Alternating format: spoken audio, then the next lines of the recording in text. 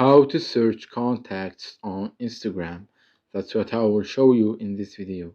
But before we begin, make sure to subscribe to the channel and ring the bell to get notified whenever a new video is posted. With that said, let's get started.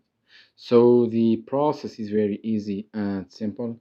Just follow these steps. Go ahead and open up Instagram. And once you do that, click on the profile picture at the bottom right. And once you are here, click on the three lines at the top right corner. From there, click on Settings and Privacy. From the search bar at the top, search for Contacts.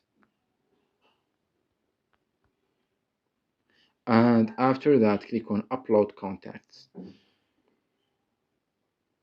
You will get to this page right here, which is the contact syncing and connecting. What you need to do is you need to turn this option on. And once you do that, go back to your profile page right here. And again, from here, click on the three lines at the top right corner.